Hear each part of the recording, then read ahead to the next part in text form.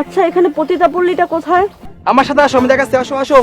আরে আমার সাথে আসো, আমি তোর প্রতিটা নিয়ে যাই। আমি 1000 দিব। 2000 দেবো। এই থামেন আপনারা, চলো আমি নিয়ে যাইতেছি। আমি 3000 টাকা দিব। আমি 4000 দিব। তুমি আসো তো। 5000 দেবো। আমি 6000 টাকা দিব। আমি 7000 টাকা দাও, তুমি আমার সাথে আসো। আসো তো। 9000 দেবো। আমি 10000 টাকা দিব। 10000 টাকা আছে? টাকা আছে? টাকার গরম দেখান না, টাকার গরম। আমি 10000 টাকা দিব, আর ওরে আমি পতিতালয়ে নিয়ে যাব, ঠিক আছে? একজন হুজুর মানুষ হইয়া সেও এসব কাজ করে? কোন জায়গায় যে আসলাম। আসো, তুমি আমার সাথে আসো, আসো।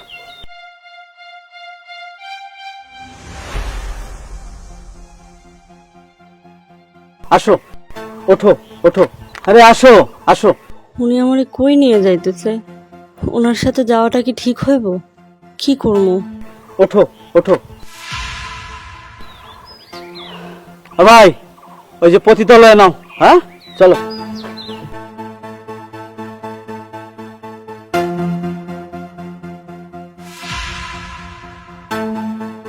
ওনার সাথে কি যাওয়াটা আমার ঠিক হইতেছে? কিন্তু কি করুম, আর তো কোনো উপায় নাই।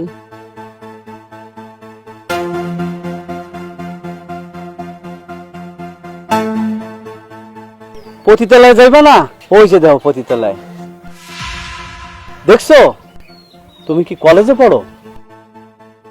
আগে কখনো এইসব কাম কাজ করছো? আচ্ছা শোনো, পতিতালয়ে ভর্তি হইতে গেলে আগে একটু ফর্ম টর্ম ফিল আপ করতে হয়। আর তুমি নতুন, পারবা? তাহলে এক কাম করো, তুমি আমার বাড়িতে চলো। আগে তোমার দেহি তুমি পারবা কিনা। আগে আমার বাড়িতে চলো, আমি দেহি সব ঠিকঠাক আছে কিনা। তারপর তুমি একটা ফর্ম ফিল আপ করবা, তারপরে তোমার পতিতালয়ে ভর্তি করে দিব। আরে টাকা দিব তো। আসো, আরে আসো তো, আসো আসো।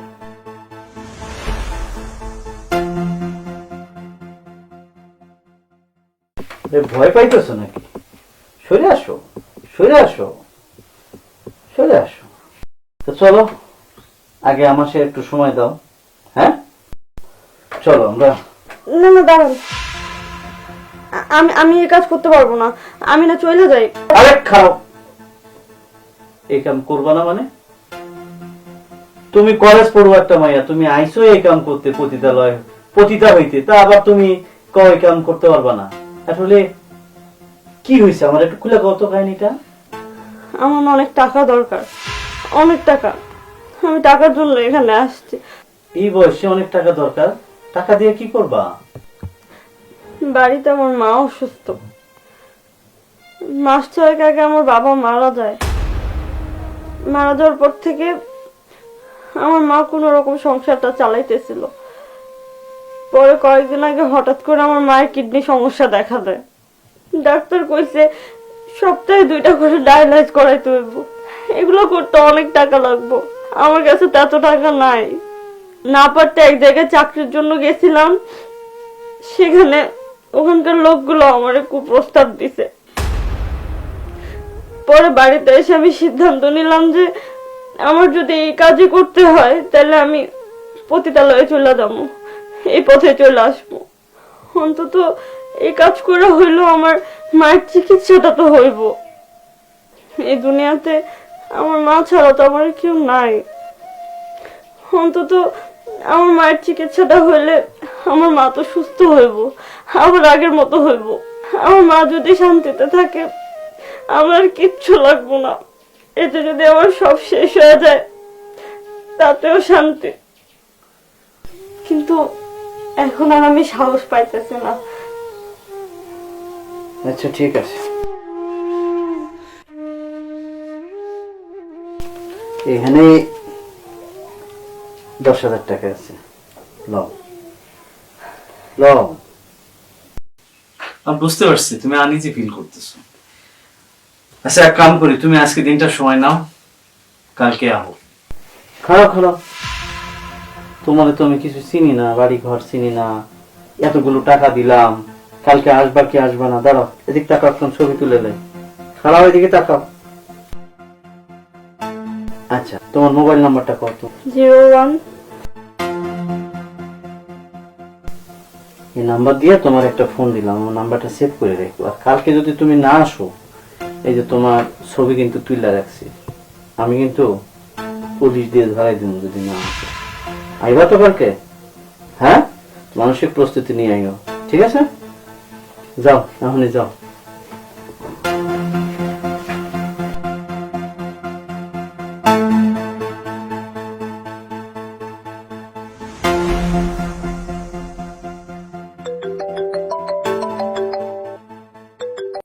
হ্যালো, মিস শিলা, আপনার চাকরিটা কনফার্ম করলাম। সত্যি? আচ্ছা, কবে থেকে জয়েন করতে হইব? আপনি আগামীকাল থেকে জয়েন করবেন। আচ্ছা ঠিক আছে, আমি কালকেই জয়েন করব। Thank you. মা জানো, আমার চাকরি হয়ে গেছে, 30,000 টাকা বেতন। এখন থেকে আমি তোমার চিকিৎসা করাইতে পারব, আমার সব সমস্যা শেষ হয়ে যাবো মা। আচ্ছা, আমি এখন ওই লোকটাকে কি বলবো? উনি তো আমাকে অনেকগুলো টাকা দিয়েছিল। হ্যালো, আমি না খারাপ কাজটা করতে পারবো না। আমি আপনার টাকাটা কয়েকদিনের মধ্যেই শোধ করে দেবো। আমার একটা চাকরি হয়েছে, আমি এই পথে যাইতে পারবো না। আমি আপনার টাকাটা খুব তাড়াতাড়ি দিয়ে দিব। কামটা তুমি ঠিক করো নাই, এটার বদলা আমি নিব। না না, আমি কোনো কথা শুনতে চাই না, এটা বদলা আমি নিমই নিব।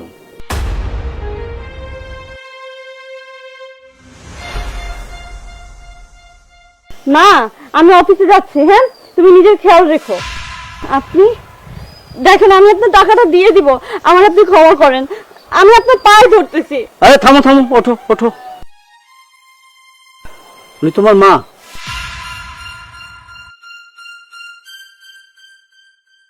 দেখেন, আপনার টাকা আমি আপনাকে দিয়ে দিব। আমার মা কিছু জানেন, আমার মাকে কিছু বলবেন না প্লিজ। আসলে আমি তোমার কাছে টাকা ফেরত চাইতে আসিনি, আমি তোমার মাকে দেখতে এসেছি। আর তুমি যে কতটা সৎ সেটা দেখার জন্য না আমি এই অভিনয়টা করেছি। মানে কি? আমি আসলে খারাপ মানুষ না, আমি 5 ওয়াক্ত নামাজ কালাম পড়ি। তবে হ্যাঁ, আমার বাড়ির পাশে যেহেতু পতিতালয়, আমি প্রায় আশেপাশে দোকানে বসে থাকি যে কখনো কোনো মেয়ে যদি পরিস্থিতির শিকার হয়ে এই পতিতালয়ে আসে, আমি তার ওখান থেকে সেভ করে তাকে একটা কর্মসংস্থানের ব্যবস্থা করি। আমার একটা বড় কোম্পানি আছে, আমি সেই কোম্পানিতে সেই সমস্ত অসহায় মেয়েদেরকে আমি কর্মসংস্থানের ব্যবস্থা করি। আর তোমার চাকরির জন্য যে ফোনটা এসেছিল না, ওই ফোনটা আমি করেছিলাম।